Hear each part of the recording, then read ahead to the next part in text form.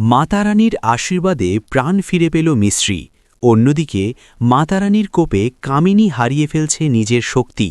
Hello বন্ধুরা, সিঁদুরের মূল্য ধারাবাহিকের আগামী পর্বের আপডেট নিয়ে চলে আসলাম আপনাদের মাঝে। সিঁদুরের মূল্য ধারাবাহিকে আপনারা দেখতে পারবেন, দেখা যায় মিশ্রি কামিনীকে বলছে, ইয়ামিনী, এটা আমার মায়ের মন্দিরের পবিত্র জল, আর এই কথাটা আমি আজ প্রমাণ করে দেব। এই বলে মিশ্রি জলটা খেয়ে নেয়। তবে দেখা যায় ওই জলের মধ্যে আগে থেকেই কামিনী বিষ মিশিয়ে দিয়েছিল। মিশ্রির মুখ থেকে রক্ত বেরোয় আর মিশ্রি অজ্ঞান হয়ে পড়ে যায়। তখনই মিশ্রির মুখে মাতারানীর পবিত্র জল গিয়ে পড়ে আর মিশ্রি অলৌকিকভাবে সুস্থ হয়ে যায়। তখনই আয়ুষ্মান এসে বলে, বৌদি, আমি তোমার জন্য ওষুধ এনেছি।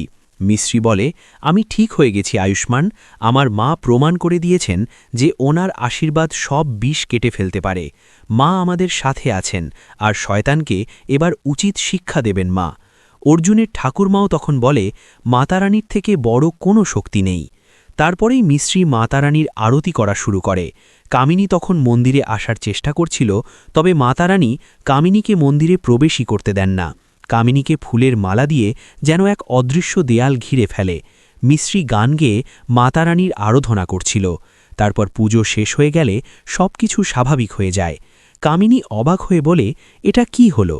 আরতি শেষ হবার সাথে সাথেই সবকিছু ঠিক হয়ে গেল।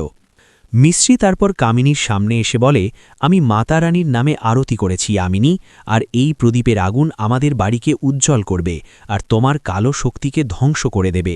তাই বলছি, এখনও সময় আছে ইয়ামিনী, চলে যাও এখান থেকে।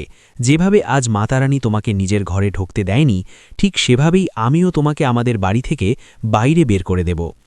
পরের সিনে দেখা যায় বাড়ির সকলের স্বাধীনতা দিবসের জন্য বাড়ি সাজাচ্ছিল। অর্জুন তখন মিশ্রির কাছে এসে বলে, একা একা এখানে দাঁড়িয়ে কি করছো স্ট্রেঞ্জার গার্ল? মিশ্রি তখন অর্জুনের সাথে মজা করে বলে, সবাই তো আমার সাথেই রয়েছে, তাহলে আমি একা কিভাবে হলাম? মিশ্রি অর্জুনের সাথে খুব ইয়ার্কি মারছিল। অর্জুন তো মিশ্রির কথায় কিছুটা রেগে যাওয়ার ভান করে। তখন মিশ্রি অর্জুনকে বলে, আমার কাছে তো একজনই গুড বয় রয়েছে, আর সেটা হচ্ছে আমার স্টুপিড বয়। মিশ্রি বলে, আর আমি জানি অর্জুন, তুমি সব সময় আমার সাথে থাকবে। অর্জুন আর মিশ্রি একে অপরের সাথে পিঙ্কি প্রমিস করে। তখনই ঘন্টু এসে বলে, আমিও তোমাদের সাথে আছি, তাই আমার তরফ থেকে ইয়েলো প্রমিস। মিশ্রি অবাক হয়ে বলে, কি ইয়েলো প্রমিস?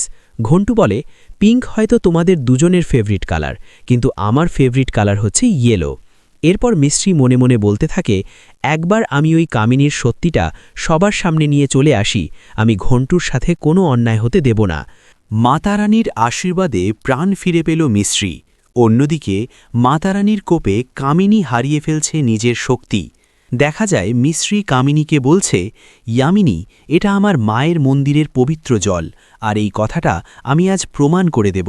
এই বলে মিশ্রি জলটা খেয়ে নেয়।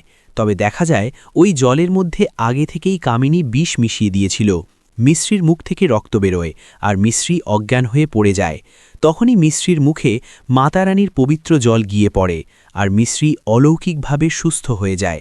তখনই আয়ুষ্মান এসে বলে, বৌদি, আমি তোমার জন্য ওষুধ এনেছি। মিশ্রি বলে, আমি ঠিক হয়ে গেছি আয়ুষ্মান, আমার মা প্রমাণ করে দিয়েছেন যে ওনার আশীর্বাদ সব বিষ কেটে ফেলতে পারে। মা আমাদের সাথে আছেন আর শয়তানকে এবার উচিত শিক্ষা দেবেন মা।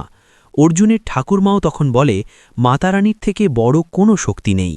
তারপরেই মিশ্রি মাতারানীর আরতি করা শুরু করে। কামিনী তখন মন্দিরে আসার চেষ্টা করছিল, তবে মাতারানী কামিনীকে মন্দিরে প্রবেশই করতে দেন না। কামিনীকে ফুলের মালা দিয়ে যেন এক অদৃশ্য দেয়াল ঘিরে ফেলে। মিশ্রি গান গেয়ে মাতারানীর আরাধনা করছিল। তারপর পুজো শেষ হয়ে গেলে সবকিছু স্বাভাবিক হয়ে যায়। কামিনী অবাক হয়ে বলে, এটা কি হলো? আরতি শেষ হবার সাথে সাথেই সবকিছু ঠিক হয়ে গেল। মিশ্রি তারপর কামিনীর সামনে এসে বলে, আমি মাতারানীর নামে আরতি করেছি ইয়ামিনী, আর এই প্রদীপের আগুন আমাদের বাড়িকে উজ্জ্বল করবে আর তোমার কালো শক্তিকে ধ্বংস করে দেবে।